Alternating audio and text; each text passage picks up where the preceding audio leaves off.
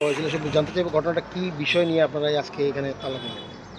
Actually আমাকে কিছুক্ষণ আগে আমার এসডিএম ম্যাডাম আমাকে ফোন করেন এবং বলেন যে মুতো স্ট্যান্ডে এরকম একটা অফিস বিল্ডিং আছে যেটা গভর্নমেন্টের প্রপার্টি, এইটা কে বা কারা এইটাকে গতকালকে তালা দিয়ে দখল করেছে, এ হলো বিষয়। তো আমরা আসলাম এবং পৌরসভার প্রতিনিধিরাও আসলেন, পুলিশ আছেন, ওসি ম্যাডাম আছেন, তারপরে এসডিপিও ম্যাডাম আসছেন, আমরা দুইজন এক্সিকিউটিভ ম্যাজিস্ট্রেট এখানে আসছি।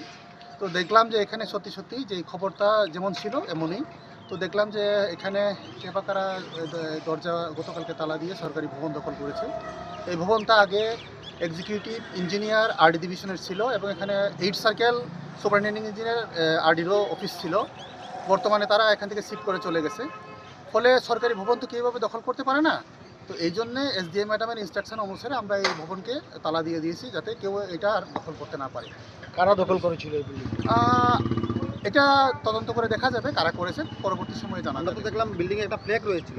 হ্যাঁ, ফ্ল্যাগটা দেখে তো আমি বুঝতে পারি না কোন ব্যক্তি দখল করেছেন। ফ্ল্যাগটা যে কেউ রাখতেও পারেন, আমরা দেখলাম যে এখানে বিএমএস এর ফ্ল্যাগ লাগানো ছিল। হতে পারে, দেখা যাক। হ্যাঁ, ফ্ল্যাগগুলো খুলেছি।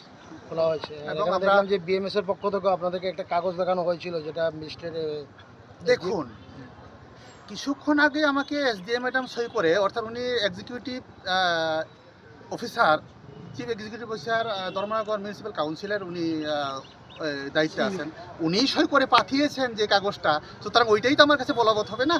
আজকের থেকে আগে কি কাগজ সিগনেচার ছিল এটা আমার দেখার মধ্যে পড়ে না।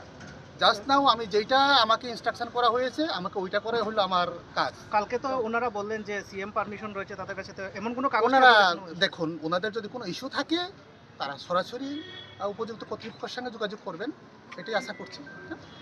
Thank you.